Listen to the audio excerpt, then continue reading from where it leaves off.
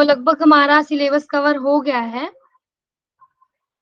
बहुत कम कुछ ही रहा होगा मेरे अकॉर्डिंग, तो कुछ रहा होगा, ठीक है। और बाकी हम अभी क्वेश्चन सॉल्व करेंगे, क्विज करेंगे, तो उसमें कवर हो जाएगा, कोई एक आध कोई चीज छुपी होगी तो। मेरी आवाज तो ठीक आ रही है ना? Yes ma'am. हाँ,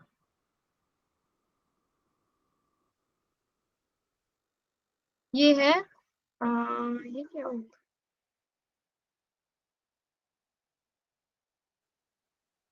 ठीक है, तो आज हम पढ़ेंगे ये, this is the self concept theory, ठीक है। सेल्फ कंसेप्ट थ्योरी आज हम पढ़ेंगे, अब पर हम इसमें ज्यादा टाइम वेस्ट नहीं करेंगे, ठीक है। अगर क्वेश्चन आएगा तो डायरेक्ट ही क्वेश्चन आएगा, ठीक। इसमें क्या है, self concept theory given by Carl Ransom Roger in 1942, ठीक है। इनकी कोई बुक आई थी, तो उस बुक में इन्होंने बताया है, या फिर नाम अच्छे से याद रखेंगे कि सेल्फ कंसेप्ट थ्योरी किसने दी थी, कार्ल रोजर ने। कार्ल रोजर भी बोल देते हैं, अब पूरा नाम। Screen ma'am. अच्छा, प्रेजेंट नहीं हो रही? हाँ नहीं हो रही। हो रही है। लैपटॉप हो रही है। ठीक है, ठीक है, आप चेक कर लो एक बार, कोई नहीं। तो ये चीज कैंसिल कर देती हूँ। सेल्फ कंसेप्ट थ्योरी किसने दी, कार्ल रैनसम रोजर ने, ठीक है, सीआर रोजर, ठीक है, 1942 में। डेफिनेशन ऑफ सेल्फ थ्योरी इन्होंने क्या बताया, emphasizes self theory emphasizes on the set of perception an individual has for himself and the perceptions of the relationship he has with others and the other aspect of life. Carl Roger has contributed significantly towards the self theory. तो इन्होंने बहुत काम किया है self theory पे, और इन्होंने बताया क्या है, इन्होंने पर्सनालिटी की बात की है। यहाँ से आपको समझ आएगा, personality based on persons thought and perception. Personality किस पे बेस होती है, पर्सनालिटी बेस होती है पर्सन का क्या थॉट है और क्या उसका परसेप्शन है, ठीक है। जो उसका थॉट होगा, जैसा उसका परसेप्शन होगा, वही उसकी पर्सनालिटी होगी, है ना। और सेल्फ थ्योरी मतलब उसका खुद के प्रति क्या थॉट है, क्या परसेप्शन है, इस तरीके से उन्होंने बताया। अब हम ये लाइन डेफिनेशन पढ़ेंगे तो हमें इजी समझ में आएगा। Self theory emphasizes on the set of perception, set of perception है and individual has for himself. कोई भी इंडिविजुअल का खुद के प्रति क्या परसेप्शन है, क्या थिंकिंग है, वो क्या सोचता है, मैं मेरे बारे में क्या सोचती हूँ, मैं कैसी लड़की हूँ, मैं कैसे पढ़ाई करती हूँ, मैं कैसे दूसरों से बात करती हूँ, मैं मेरा कैसा बिहेवियर है दूसरों के प्रति। तो ये सेल्फ थियरी है, मतलब मैं मेरे आप को कैसे समझती हूँ, ये आएगा सेल्फ कॉन्सेप्ट थ्योरी में, ठीक है। And the perception of relationship he has with others, और मेरा दूसरों के प्रति कैसा रिलेशनशिप है, and other aspect of life, ठीक है। तो किसी भी इंसान का इंडिविजुअली वो खुद के बारे में क्या सोचता है, खुद के बारे में क्या परसेप्शन है, और दूसरों से जो भी उनका रिलेशनशिप है वो कैसा है, ये बताती है सेल्फ कंसेप्ट थ्योरी। ये किसने दी थी, कार्ल रोजर ने दी थी, ठीक है। एक इंसान का थॉट और परसेप्शन ही डिसाइड करता है उसका पर्सनैलिटी। क्लियर है, ये इसमें बताया है। तो ये इतना ही था, पीछे का एक रह गया था। उसके बाद में है बिहेवियरल साइकोलॉजी, ये सेकंड पार्ट है उसका, सेकंड टॉपिक है हमारे सिलेबस में। जो सेकंड टॉपिक है वो हम आज पढ़ रहे हैं। इसमें क्या है, बिहेवियरल साइकोलॉजी, समझते हैं इसको। Psychology word comes from the word psyche which means soul, ठीक है। तो ये बहुत पहले, जब सबसे पहले साइकोलॉजी की स्टडी हुई, बताया, तो वहां साइकी, इन्होंने साइकोलॉजी को समझा सोल के रूप में, ठीक है। सोल से कनेक्ट किया इन्होंने साइकोलॉजी को। उसके बाद में फिर थियरीज आई, काफी थियरीज आई, फिर वो उन्होंने सोल की जगह माइंड को समझा, मतलब साइकोलॉजी को समझने के लिए उन्होंने माइंड को बेस बनाया, ठीक है। उसके बाद में और टाइम हुआ, फिर कॉन्शियसनेस से उन्होंने साइकोलॉजी को समझा। फिर मॉडर्न साइकोलॉजी, अब जो है मॉडर्न साइकोलॉजी क्या बोलती है कि psychology is the study of behaviour, ठीक है। पहले साइकोलॉजी की स्टडी करने के लिए सोल को समझा, ठीक है, मतलब जहाँ से स्टार्ट हुई, फिर माइंड माइंड को समझा, मतलब माइंड को कनेक्ट किया साइकोलॉजी से, फिर कॉन्शियसनेस को किया, फिर ऐसे करते करते लास्ट में क्या आया कि मॉडर्न साइकोलॉजी क्या है, it is the study of behaviour, it is the study of behaviour. Question पूछ सकते हैं what is the study of behaviour, so study of behaviour is psychology. ठीक है, अब इसका मीनिंग देखते हैं, इसका मीनिंग क्या है, क्या मतलब है बिहेवियरल साइकोलॉजी का। ठीक है, फिजिकल एक्टिविटी, जो हम फिजिकल एक्टिविटी कुछ कर रहे हैं कुछ भी, ठीक है, जैसे मैं डांस कर रही हूँ, this is the physical activity. Okay, so mental activity, mental activity मेरे माइंड में क्या चल रहा है, मेरे कॉग्निटिव प्रोसेस क्या चल रही है, मैं क्या सोच रही हूँ, मेरा मेरा इंटेलिजेंस क्या है, मेरा कॉग्निटिव प्रोसेस क्या है, ये सभी मेंटल एक्टिविटी में आ गया, जो भी हमारा मेंटल एक्टिविटी हो रही है ब्रेन में। ठीक है, उसके बाद में इमोशनल एक्टिविटी, जो भी इमोशनल एक्टिविटी है, मुझे गुस्सा आ रहा है, मुझे अच्छा लग रहा है, मुझे रोना आ रहा है, so these all are the emotional activities, so this completes some of all physical activities, mental activities and emotional activities, describe the behavior, बताता है behavior को, this all determines the behavior of a person, clear है? ठीक है, so this is the behavior of a person, या फिर we can say that behavioral psychology.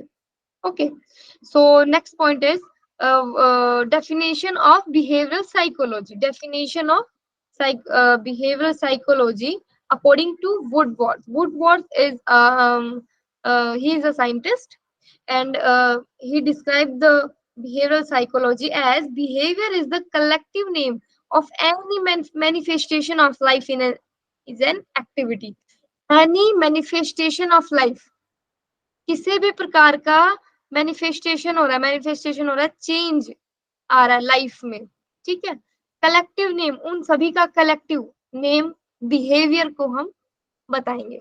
इन्होंने behaviour का मतलब बताया है कि जितने भी हमारे लाइफ में मैनिफेस्टेशंस हो रहे हैं उनका एक कलेक्टिव नाम हम बिहेवियर को बताएंगे। ठीक है, next, a behavior can be identified as the actions or reactions of a person. Behaviour क्या है, एक्शन और रिएक्शन है किसी भी पर्सन का इन रिस्पॉन्स टू एक्सटर्नल और इंटरनल स्टिमुलस सिचुएशन। ठीक है, you all are clear about that कि जितने भी एक्सटर्नल और इंटरनल स्टिमुलाई हैं उनको रिस्पॉन्स करता है, उनको रिस्पॉन्स मिलता है उनको, है ना, किसके फॉर्म में, एक्शन और रिएक्शन के फॉर्म में, that's the behaviour, that's the behaviour. Next है अकॉर्डिंग टू क्राउडर, क्राउडर ने क्या कहा था, क्या बताया था बिहेवियरल साइकोलॉजी के बारे में, that behaviour is any activity, कि कोई भी एक्टिविटी है विच कैन बी ऑब्जर्व, जिसको ऑब्जर्व किया जा सकता है, रिकॉर्ड किया जा सकता है, मेजर्ड किया जा सकता है। ठीक है, so this is the definition of behavioural psychology according to Crowder. Next, components of behavior, what's the components of behavior, behaviour के क्या क्या घटक होते हैं। तो first of all knowledge and ideas, all knowledge and ideas comes occur in the human body, human mind, so these all are the components of behavior. हमारा behaviour depend करता है हमारे नॉलेज पर, हमारी आइडियाज पर। ठीक है, हमारा किस प्रकार से कितना नॉलेज है, किसके बारे में हम क्या सोचते हैं, क्या हम आइडिया बताते हैं, so these are the components of behavior. Next is values and attitudes. How are values, which type of values we contain from throughout our life. Okay, so these are our values. हम क्या, हमारे क्या values हैं, हमारे घर से हमें क्या संस्कार मिले हैं, ये भी समझ सकते हो आप। हम किसी भी चीज में कितनी अच्छी थिंकिंग रखते हैं, और एटीट्यूड्स, हमारी किसी के प्रति क्या राय है, क्या अभिवृत्ति है हमारी, so that's the attitude. Next are norms and skills, क्या हमारे मानक है, क्या हमारे मापदंड है, and skills, क्या हमारी skills है किसी भी चीज में। ठीक है, so that also are the components of behavior. norms होते हैं मानदंड, मेजर करने वाला, कि मतलब हम किसी भी चीज को समझने के लिए क्या किस तरीके से सोच रहे हैं, किस टाइप से हम सोच रहे हैं। या कितना हम सोच रहे हैं। जैसे जो डिफरेंट डिफरेंट प्लेस पे रहने वाले हैं, जिन्होंने डिफरेंट एनवायरनमेंट में जिया है, तो सबके नॉर्म्स अलग अलग होंगे। हमें ये सिखाया गया है कि हमें डेली सुबह उठना चाहिए, नहा धोकर सारा काम करना चाहिए। किसी दूसरी जगह पे और कुछ सिखाया है कि हमें शाम को नहाना चाहिए, सुबह उठ के ही डायरेक्ट काम करना चाहिए। So these are their norms कि वहां पर क्या मान्यता है, यहाँ पे क्या मान्यता है। ठीक है, स्किल, हमारी स्किल्स क्या है। नेक्स्ट है अंडरस्टैंडिंग एंड ट्रांसलेशन। हमारी अंडरस्टैंडिंग क्या है किसी भी टॉपिक में, और हम उसको कैसे ट्रांसलेट कर रहे हैं। एक ही चीज को मैं किस तरीके से समझाते हूँ, दूसरा कोई किस तरीके से समझाता है, या मैं किस तरीके से उसको समझ रही हूँ, किस वे में उसको समझ रही हूँ, और दूसरा इंसान उसको किस वे में समझ रहा है। This is the translation. So this fall all four are the components of behavior. Okay, next, nature of behavior. What's the nature of behavior? Behavior is both mental and bodily. ठीक है, मतलब physical and mental. So behavior is the what's the nature of behavior? Mental and bodily. मतलब दोनों पर ही हमारा behavior depend करता है। अगर हम mentally कोई काम नहीं कर रहे, ओनली फिजिकली कर रहे हैं या प्रैक्टिकली कर रहे हैं, तो उसमें हम सिर्फ बिहेवियर को नहीं बताएंगे, दोनों का रोल होता है। तभी हम कोई बिहेव, किसी भी टाइप का बिहेव करता है। नेक्स्ट है all forms of behavior. All forms of behavior are responses, reactions to stimuli. So I have also cleared about that. What's the behavior? Behavior is the response, reactions, actions against the stimuli. Okay, and third one is behavior is described as adjustment to environment. So what's the behavior? It is the adjustment of environment. How we adjust in our environment. हम अपने environment में किस तरीके से adjust कर रहे हैं, adjust करने के लिए हमें बिहेव करना पड़ेगा. So that's the behaviour. Next is types of behaviour. So these are two types: overt and covert behavior, and voluntary and involuntary behavior. These are very special and so normal to learn about that. So first is overt. Overt means जो हम practically जो चीज show कर रहे हैं, जो हम दिखा पा रहे हैं, या जो लोगों को दिख पा रहा है. ठीक है, जैसे कि मैंने एग्जांपल बताया है, हम फुटबॉल खेल रहे हैं, तो ये बिहेवियर तो हमें दिख रहा है. हम किसी से बात कर रहे हैं, वो दिख रहा है. हम कुछ काम कर रहे हैं, कोई एक्टिविटी कर रहे हैं, तो वो बाहरी तौर पर दिख रहा है, वो फिजिकली दिख रहा है, विजुअल है वो. सो this is coming overt type of behaviour. And the next is covert behaviour. Covert means जो हमारे अंदर जो चीजें जो घटित हो रही है, जो हमें नहीं पता चल रहा, जैसे कि इसमें सारी कॉग्निटिव प्रोसेसेस आ जाएंगी, जो हम थिंक कर रहे हैं, जो हम लर्न कर रहे हैं. So these are the covert behaviour. ठीक है, तो इन टर्म्स को याद रखेंगे. इन टर्म्स से रिलेट करके कोई क्वेश्चन बन सकता है. तो अगर इन टर्म्स का मतलब ही अगर आपको नहीं पता होगा एग्जाम में, तो आप कंफ्यूज हो जाएंगे. और कंफ्यूज नहीं होना, दोनों वर्ड सेम सेम है. एक को याद करो सिर्फ, दूसरा अपने आप याद हो जाएगा. ओवर्ट मतलब फिजिकली, प्रैक्टिकली, या जो चीज लोगों को दिख रही है, जो बिहेवियर लोगों को दिख रहा है, दिस इज द ओवर्ट.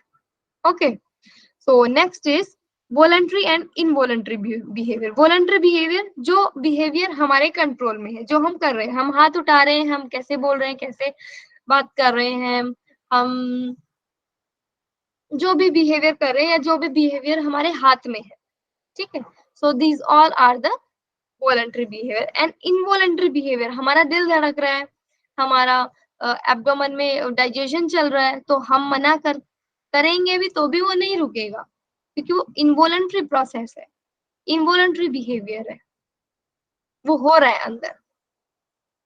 ठीक है, so these are the voluntary and involuntary behaviour. Any confusion about that in this? Any question? No ma'am. Ma'am जरा लास्ट स्लाइड दिखाई ना प्लीज. ओके,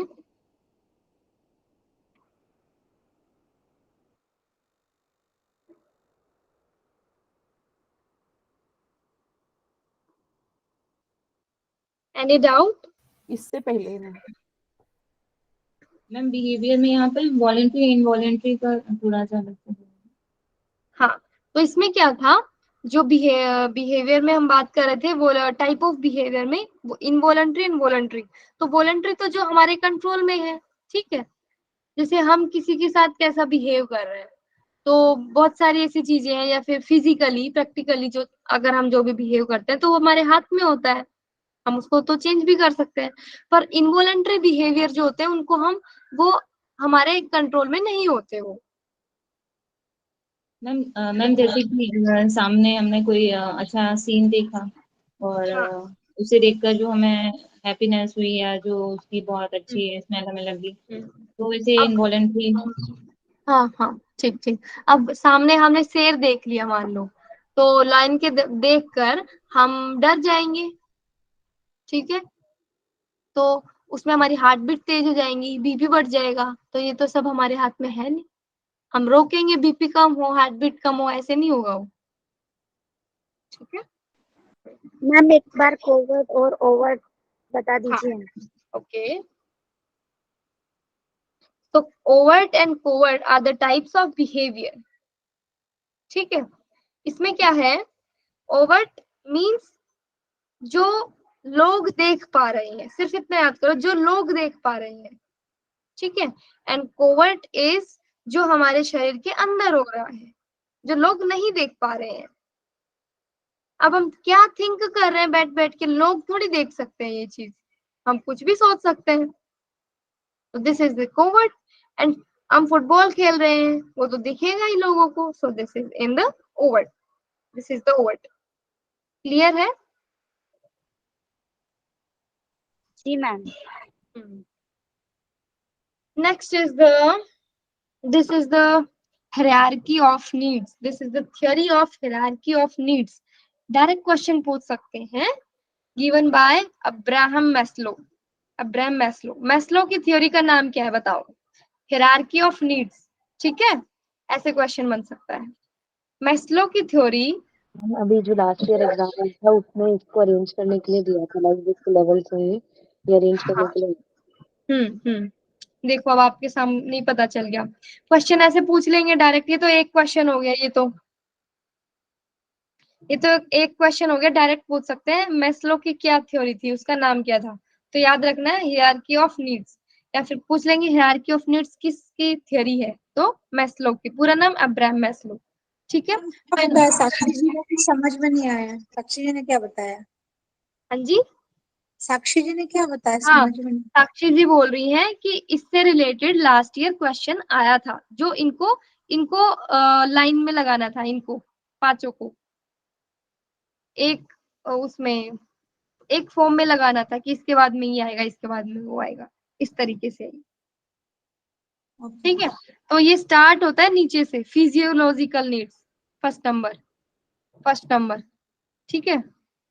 इसमें क्या है, हमारी फिजियोलॉजिकल नीड होती है सबसे पहले, जब हम धरती पे हम आ गए तो उसमें हमारा, हमें किस चीज की नीड है, तो उसमें सबसे पहले हमें फूड, वाटर, वार्मथ, रेस्ट, या फिर ऐसे समझो, ऐसे ऐसे बोलते हैं कि हमें तो सिर्फ खाना और शेल्टर चाहिए, भोजन और रोटी कपड़ा मकान, सुना होगा आपने शायद कोई मूवी का ना। तो ये दो तीन चीजें जो मोस्ट इम्पोर्टेंट है, सबसे फिजियोलॉजिकल नीड है, सबसे पहले हमें फोर्थ वन चाहिए क्या है मैम? फोर्थ वन दिख नहीं रहा। Rest. Rest, okay. Okay, rest भी तो जरूरी है। फूड तो हमें चाहिए ही चाहिए, वाटर हमें चाहिए चाहिए, रेस्ट हमें मिलना ही चाहिए, ठीक है। एंड वार्मथ, हम यहाँ नहीं भी लिखेंगे तो भी कोई दिक्कत नहीं है, वार्मथ का मतलब यहाँ शेल्टर है, ठीक है। सो दिस इज, ये पहले नंबर पे आएगा, ठीक है, ये स्टेज याद रखेंगे। First stage is physiological needs, and second is safety needs. सबसे पहले हमें फिजियोलॉजिकल नीड पूरी करनी होती है, दूसरे पे आता ही है हमारी सेफ्टी नीड्स। सेफ्टी नीड्स उसके बारे में सोचते हैं, अगर हमारा पेट भर गया, हमारा, हमने रेस्ट कर लिया, हमारे पास ये सारी चीजें हमें अवेलेबल हो रही है, उसके बाद में हम सिक्योरिटी देखते हैं, सेफ्टी देखते हैं कि हम शायद हमें अपना घर भी बना लेना चाहिए, या फिर अगर या मतलब हम सेफ्टी देखेंगे हर चीज, हर नजरिए से, ठीक है। सिक्योरिटी देखेंगे, जैसे सबसे पहले हमारा पेट भरा हुआ होना चाहिए, तभी हम आगे के बारे में सोच सकते हैं, तभी हम पैसों को जोड़ सकते हैं, ताकि हमें आगे कुछ करना हो, आगे हमें कुछ घर बनाना हो हमारा, ठीक है। सो ये सब घर बनाना वगैरह या फिर ये LIC वगैरह, ये सब सिक्योरिटी में ही आता है कि हम आगे का सेफ्टी देख रहे हैं इसलिए कर रहे हैं। ठीक। तो ये भी क्वेश्चन बन सकता है कि बेसिक नीड्स में कौन कौन से 2 स्टेजेस आते हैं, तो फिजियोलॉजिकल एंड सेफ्टी नीड्स आती है। ठीक है। एंड ये लेवल भी ऐसे याद रखेंगे, पहला physiological, safety, and third is belongingness and love needs. Third number पे जब आपके पास सिक्योरिटी भी हो गई पूरी, तो आपको लव चाहिए होता है, बिलोंगिंग चाहिए होता है कि मेरी भी कोई चिंता करे, मेरी भी कोई फिक्र करे, मेरी भी कोई केयर करे, मुझसे भी कोई प्यार करे। ये सब चाहते हैं हम इन दोनों के बाद में। ठीक है। इंटीमेट रिलेशनशिप चाहते हैं, फ्रेंड्स चाहते हैं बातें हो, केयर करे कोई मेरी। ठीक है। घर में भी अगर हम इसलिए हम फैमिली चाहते हैं, फैमिली भी इसी में आएगी, फैमिली, वाइफ, चिल्ड्रन, पेरेंट्स, ये सभी इसी में ही आएगा। क्योंकि हर मतलब पर्सन की नीड होती है कि वो भी प्यार चाहता है, वो भी टेक केयर चाहता है कि मेरी भी कोई केयर करे, इस तरीके से। ठीक है। So this is the third part, belongingness and love needs. And then उसके बाद फोर्थ पे आता है एस्टीम्ड नीड्स। एस्टीम नीड्स, उसके बाद में क्या आपकी नीड है? प्रेस्टीज, सबको चाहिए होता है। जब ये चीज भी मिल जाती है तो सबको एक रेस्पेक्ट चाहिए होती है अपनी सोसाइटी में, कि मुझे भी लोग माने, मेरे नाम से जाने, मैं क्या काम करूं, मैं कैसा काम करूं, जैसे लोग मेरी भी सोसाइटी में एक स्टेज बनी रहे। ठीक है। पहले ऐसे ऐसे नीड बढ़ती जाती है कि पहले नंबर पे ये तो मोस्ट नीड है, मोस्ट सबसे पहले ये नीड होती है, फिर ये पूरी हो जाती है, फिर ये नीड आती है, फिर ये नीड आती है, फिर ये आती है। ठीक है। तो एस्टीम नीड्स में क्या है? प्रेस्टीज, फेमस होना, फीलिंग ऑफ अकम्प्लिशमेंट, मतलब मुझे भी लोग मुझे भी जाने, मुझे भी पहचाने, मुझे भी रेस्पेक्ट दें, ये आता है एस्टीम नीड्स में। उसके बाद में आता है सेल्फ एक्चुअलाइजेशन। क्या आता है? Self actualization. तो सेल्फ एक्चुअलाइजेशन में क्या है? Achieving one's full potential including creative activities. इसमें हम हमारा पूरा जितना भी पोटेंशियल है वो अचीव करना चाहते हैं। जैसे कि कोई भी पर्सन ये सोचता है कि मैं कितना मेरे में पोटेंशियल है, मैं क्या एट द लास्ट में कितना कर सकता हूँ, तो वो उस तक पहुंचता है। ठीक है। Self actualization. और इसी में ही हमें सेल्फ एक्चुअलाइजेशन की फीलिंग होती है। हम जानना चाहते हैं कि क्या है हम क्यों आए हैं, हम मोक्ष क्या है, वैराग्य क्या है। ये जब चीज जानने की इच्छा हो, मतलब हम इन चीजों को पार कर चुके हैं, हम इस स्टेज में आ गए हैं। ठीक है। Self actualization. ठीक। और ये लास्ट का जो है वो आता है सेल्फ फुलफिलमेंट नीड्स, कि मेरी अभी सब नीड्स पूरी हो चुकी हैं, अब मैं क्या सोच रहा हूँ। ठीक है। अब मुझे क्या सोचना है, क्या जानना है। तो ये इस तरीके से है। अब बताओ किसी को कोई क्वेश्चन हो इसमें? सबसे पहले तो आपका ये है कि आप इसको तरीके से याद कर लो, इसकी पूरी स्टेजेस याद कर लो कि किसके बाद में क्या है, किसके बाद में क्या नहीं है, क्योंकि डायरेक्ट ऐसे क्वेश्चन बन जाता है। ठीक है। एक तो पूरा पूछ लेंगे, इनका स्टेज पूछ लेंगे, या फिर basic need, psychological need, self fulfilment need कौन सी है, साइकोलॉजिकल नीड कौन सी है, तो ये दोनों है, 2 बेसिक नीड्स है, ये याद करना है। इनका नाम क्या क्या है, स्टेज में ये किस तरीके से ये जा रही है, ये किसने बनाया है? अब्राहम मैस्लो ने ये दिया है। इसका नाम क्या है? Hierarchy of needs. ठीक है। नेक्स्ट फिर है एक topic, biology of behaviour. Behaviour का बायोलॉजी क्या है? ठीक है। तो इसमें ओवरऑल एक ही कंसेप्ट है, मैं आपको ओवरव्यू दूं तो इसमें ये बताया है कि जो माइंड है और बॉडी है, ये दोनों इंटर रिलेटेड है। ये हम भी अभी तक पढ़ चुके हैं, योग वशिष्ठ में भी है शायद ये, अगर आपने पहले कभी पढ़ा हो, शायद अभी तक तो पढ़ाया नहीं है योग वशिष्ठ, तो उसमें भी आपने ये पढ़ा होगा, आदि व्याधि, आदि से व्याधि होती है, और साइकोसोमेटिक, सोमेटोसाइकिक, ये पढ़ी होंगी। तो वही चीजें हैं ये, कि माइंड और बॉडी जो है ना वो आपस में इंटर रिलेटेड है। अब पढ़ते हैं इसको, समझ में आ जाएगा। Biology of behaviour, biology of behaviour is the study of behavioural functions of the nervous system. तो बायोलॉजी ऑफ बिहेवियर क्या है? इसमें हम स्टडी करते हैं, किसकी स्टडी करते हैं? Behavioural functions of nervous system. Nervous system में क्या फंक्शन हो रहे हैं, क्या बिहेवियरल फंक्शंस हो रहे हैं, उसको हम बोलेंगे बायोलॉजी ऑफ बिहेवियर। ठीक है। उसके बाद में क्या है? Physiological psychology. फिजियोलॉजिकल साइकोलॉजी क्या है? It is the branch of psychology, ये साइकोलॉजी की एक ब्रांच है which seeks to determine how activity in the nervous system is related to behavior mind। जो ये बताता है कि हमारा नर्वस सिस्टम किस तरीके से हमारे बिहेवियर और माइंड से रिलेट करता है। हमारा नर्वस सिस्टम किस तरीके से हमारे बिहेवियर और माइंड से रिलेट करता है।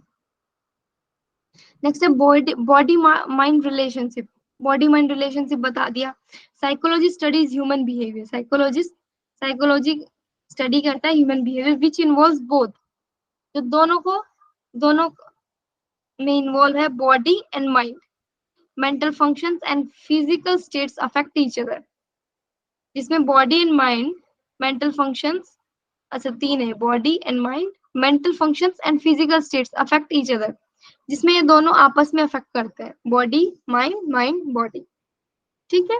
And mental functions affect physical states, physical functions and physical functions affect mental functions. ठीक है। तो ये आपस में अफेक्ट करते हैं। जैसे फिजिकली मुझे कोई भी प्रॉब्लम हो गई, मुझे पेन हो गया, तो वो दिखेगा हमारे मेंटल फंक्शन में। ठीक है। मेंटली भी वो हमें दिखेगा। ठीक है।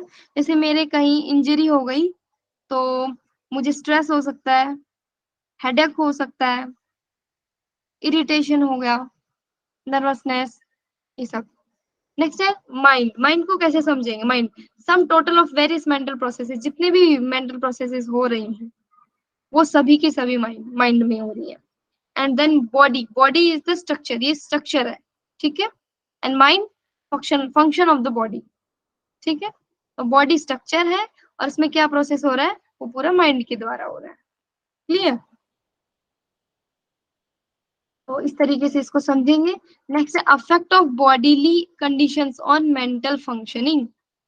Bodily conditions on mental functioning, तो मतलब मेंटल फंक्शन हो रहा है तो बॉडी पर क्या उसका प्रभाव पड़ रहा है, मतलब उसका इंटर रिलेशन बता रहे हैं कि बॉडी पर कोई भी चीज हुई तो वो मेंटली किस तरीके से उसको अफेक्ट करेगी। जैसे अभी मैंने एग्जांपल बताया, जैसे इसमें देखो इंक्रीज बीपी, अगर आपका बीपी इंक्रीज हो गया तो वो क्या कॉज करेगा? Mental excitement.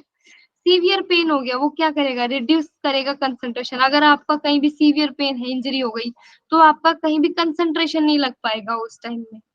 Chronic illness causes depression. अगर कोई भी क्रॉनिक इलनेस है तो वो भी डिप्रेशन कॉज करता है, क्योंकि लाइफ वो इतने लंबे समय तक वो प्रॉब्लम हो रही है तो डिप्रेशन भी बनने का रहता है।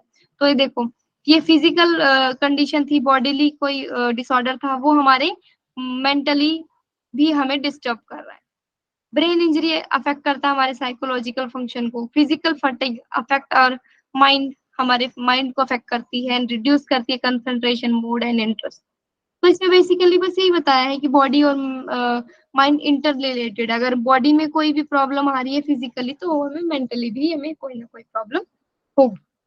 इसमें उल्टा हो जाएगा, effect of mental condition on bodily functioning. अगर मेंटल कंडीशन हमें कोई है तो वो बॉडी पे भी हमें दिखेगी। जैसे अनप्लीजेंट इमोशंस, जैसे कि फियर, एंगर, ये अगर हमें है, गुस्सा आ रहा है, डर लग रहा है, तो वो हमें क्या फिजिकली बॉडीली फंक्शनिंग क्या अफेक्ट होगा? इरिटेबिलिटी होगी, इंसोम्निया होगा, हेडेक हो जाएगा, माइग्रेन भी हो सकता है। डीप थिंकिंग अगर हम कर रहे हैं तो हमारा फिजिकल स्ट्रेन बढ़ जाएगा। इमोशनल कॉन्फ्लिक्ट्स अगर हैं तो वो पेप्टिक अल्सर करते हैं। ठीक है। फिर आता है heredity and environment, both affect our behaviour. Heredity और एनवायरनमेंट दोनों ही हमारे बिहेवियर को अफेक्ट करती है। ठीक है। कैसे? हेरिडिटी में तो आ जाएगा, जेनेटिक फैक्टर आ जाएगा कि जैसे ही हमारे जीन्स है हमारा बिहेवियर भी कहीं ना कहीं से रिलेट होगा, है ना, या उनका बिहेवियर भी हमारे अंदर आएगा। एंड नेक्स्ट इज एनवायरनमेंट, जितना भी हम एनवायरनमेंट में सीख रहे हैं, पढ़ रहे हैं, समझ रहे हैं, वो भी हमारे बिहेवियर में आएगा। तो हम बोलते हैं किसी को इसका बिहेवियर ऐसा क्यों है, इसका बिहेवियर इतना अच्छा क्यों है, तो शायद उसका या तो हेरिडिटी उसको कुछ मिला होगा या फिर उसका एनवायरनमेंट, या फिर दोनों। ठीक है, दोनों ही आएगा। जब दोनों ही मिलकर कुछ हमें पर्सनैलिटी बनाते हैं तो वो हमारे बिहेवियर में दिखती है। ठीक है, क्लियर है? तो यहाँ पे तो हो गया आपका सिलेबस पूरा। ठीक है, कुछ कुछ एक आधी कुछ रह गया होगा, मैंने नहीं देखा होगा, छूट गया होगा, तो मैं वो देख लूंगी। पर मोस्ट इम्पोर्टेंट चीजें यही थी। ठीक है, किसी को कोई डाउट है, कुछ ऐसा लग रहा है कि हमें ये चीज पढ़नी थी और वो हम अभी तक नहीं पढ़े हैं, तो वो मुझे बता दो आप, वो भी हम कल पढ़ सकते हैं। ठीक है, वैसे मैं नोट्स मैंने भेज दिए हैं, पुराने नए जितने भी नोट्स थे MDYA की टीम में, वो मैंने सभी भेज दिए हैं, तो उसमें आप देख सकते हो। क्लियर है?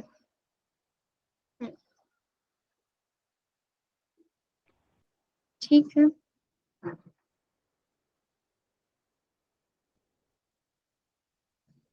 तो क्लास एंड करें और आप फिर अच्छे से अपनी स्टडी कर लेना सब। मैम हाँ जी, फर्स्ट इससे पहले स्क्रीन में फर्स्ट और सेकंड थोड़ा सा फिजियोलॉजी हाँ, कुछ है ना, अच्छा, फिजियोलॉजी हाँ। देखो आप नोट्स वगैरह बना पर्सनैलिटी के तो मैं ग्रुप पे भेज। अनुक्रम से लगाने के लिए पिरामिड का था ना वो, ओके, फर्स्ट और सेकंड और थोड़ा सा हाँ ये वाला फर्स्ट और ठीक है। Second. This is the hierarchy of needs given by Abraham Maslow. इन्होंने एक ट्रायंगल शेप में एक हायरार्की ऑफ नीड्स बताया था कि हमें सबसे पहले किन चीजों की नीड होती है और किस टाइम में किन चीजों की नीड होती है। तो सबसे पहले जब भी हम अर्थ पे आएंगे, ठीक है, तो सबसे पहले हमें फिजियोलॉजिकल नीड होती है। छोटा बच्चा होता है, ये समझो आप, उसको क्या चाहिए? उसको भोजन चाहिए अपना, उसको अपना मिल्क फीडिंग चाहिए, ठीक है, रेस्ट चाहिए उसको, ठीक, वार्मथ, उसको रहने के लिए कुछ चाहिए।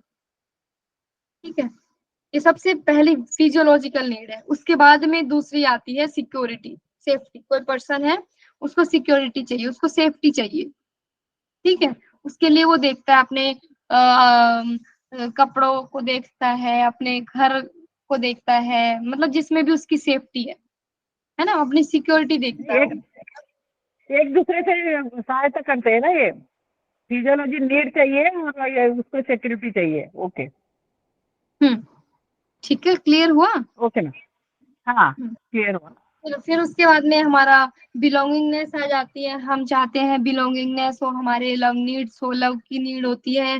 फिर एस्टीम नीड्स आ जाएंगी कि हमें उससे भी ज्यादा और भी और ऊपर चाहिए, हमें चाहिए, हमें रेस्पेक्ट मिले सभी से, सोसाइटी में हमें भी किसी नाम से जाने पहचाने। ठीक है, अपनी पहचान देखते हैं इस सोसाइटी में, सोशल, ये होता है।